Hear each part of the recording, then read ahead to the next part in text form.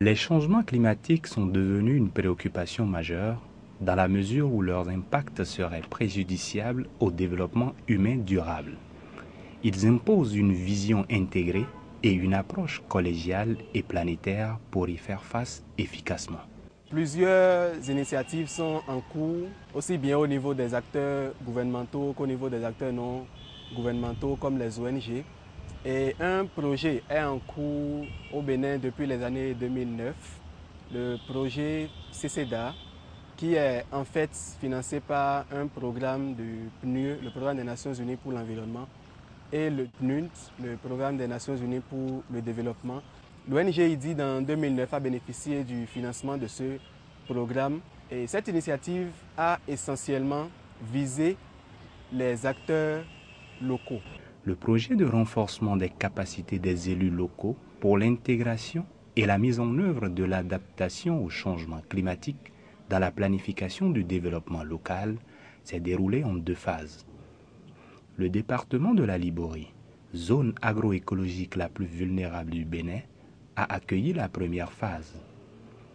Elle a entre autres favorisé un renforcement des capacités sur l'adaptation et la gestion des risques et sinistres liés au climat.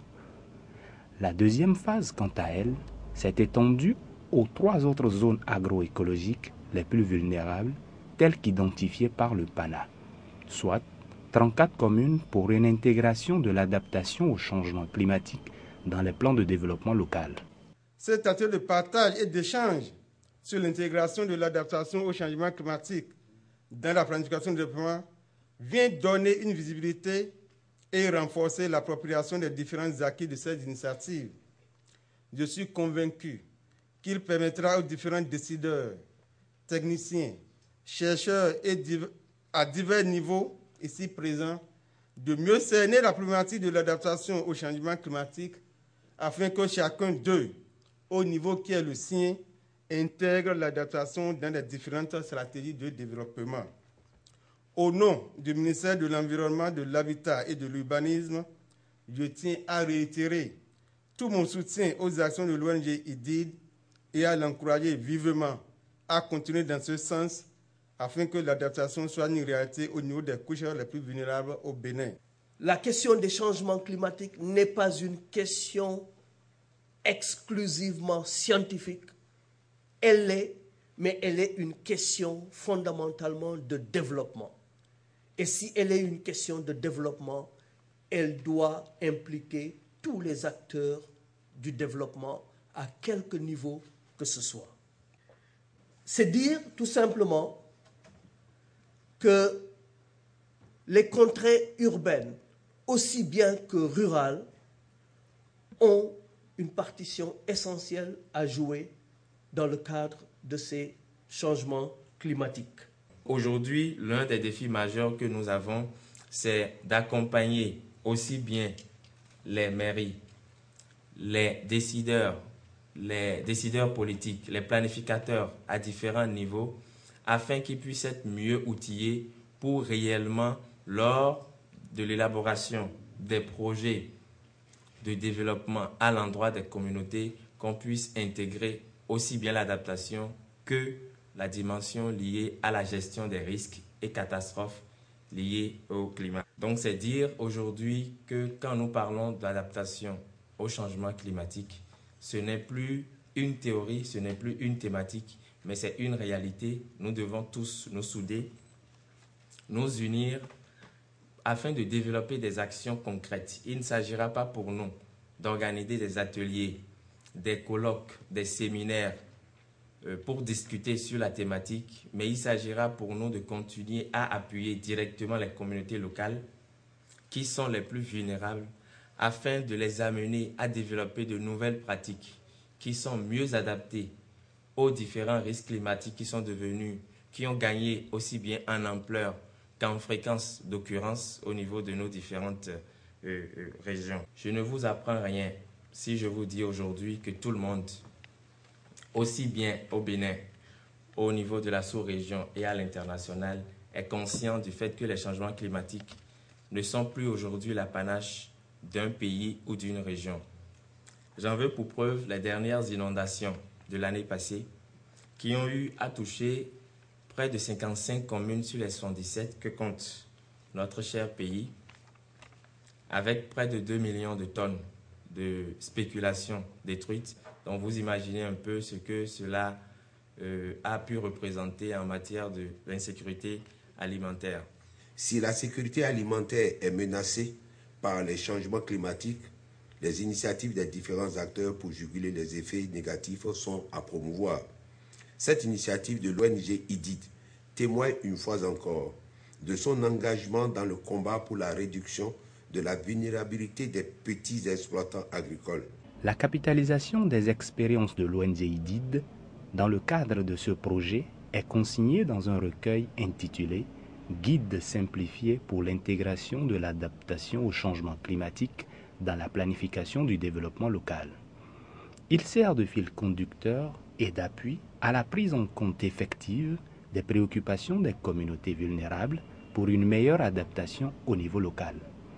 Il s'adresse aux élus locaux, aux agents techniques des mairies et des services déconcentrés de l'État. Toutes ces initiatives de l'ONG IDID visent à accroître la conscience collective, à renforcer les capacités et l'expertise des communautés dans une démarche participative. Vous n'avez pas dit en quoi consiste cette phase de diagnostic participatif. C'est très important. Vous avez tout juste énuméré les étapes. Or, c'est une phase qui permet de recueillir les avis des acteurs locaux, surtout en matière de leurs besoins. Leurs besoins et maintenant la faisabilité de certains projets. Donc, je vais mettre l'accent sur cette point. Merci beaucoup. La démarche qui a été présentée, c'est comme si on vise à mettre en place des mesures d'adaptation au changement climatique. Bon, j'aurais lui demander si, par exemple, il y avait un projet qui existe déjà. Comment est-ce que les autorités locales peuvent intégrer la dimension d'adaptation au changement climatique à ce projet. Et aussi, est-ce qu'il y a eu des études par rapport au coût éventuel? Parce que chaque fois qu'on veut prendre en compte l'aspect environnement, il y a un coût qui est associé à cela. Est-ce que ça a été, il y a des études qui ont été faites dans ce sens? En matière d'adaptation, en réalité, il ne faut pas partir du sommet. On part de la base. C'est un problème posé au niveau de la base qu'on essaie de résoudre et progressivement, on peut remonter jusqu'au sommet. Donc, autant c'est bon qu'il ait chanté la cohérence du système, mais autant dire que la question, le local n'était pas approprié puisque il ne fallait pas attendre une stratégie nationale pour s'y insérer, mais développer depuis la base des stratégies qui vont remonter là-haut. Merci, Monsieur le Président. Aujourd'hui, le constat est là. Il y a changement climatique. Et même les pays les plus développés du monde, aux États-Unis, moi, j'ai vécu la tempête Irène. J'ai vu ces dégâts. Malgré toutes les précautions qui ont été prises, c'est arrivé, ça a créé beaucoup de dégâts que les Américains n'ont pas pu éviter. Donc pour nous, ça va arriver, ça a fait ces dégâts et ça va partir. Ça là, soyons rassurés. Maintenant, ce que nous pouvons faire, vous savez, dans les mairies, il n'y a pas assez de cadres pour que les populations soient éduquées dans ce sens. L'année passée, vous avez vu le phénomène qu'on a vécu chez moi, dans la vallée. Vous avez vu, l'eau a atteint une hauteur que les paysans, les populations n'ont jamais vue. Cette année, on attendait, ce n'est pas du tout arrivé. Donc, le changement climatique est une réalité. Aidons les mairies à se prendre en charge par rapport à ces phénomènes. On va s'adapter, mais il faut connaître la chose avant de s'adapter. Je voudrais insister sur un élément. Toutes les inondations ne sont pas dues au changement climatique ou ne sont pas seulement le fait d'une forte pluviosité.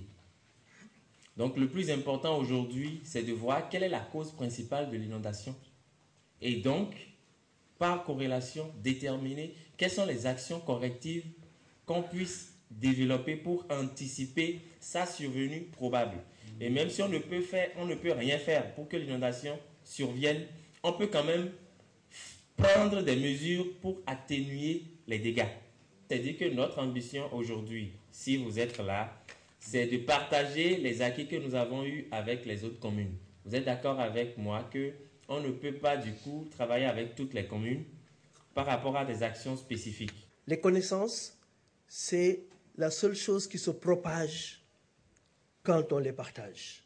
Donc n'hésitons pas à partager. Ne faisons pas de la rétention d'informations si on veut que les gens agissent, si on veut que les gens s'impliquent. Avoir la réaction des uns et des autres par rapport à la thématique, nous pouvons nous adresser un satisfecit collectif.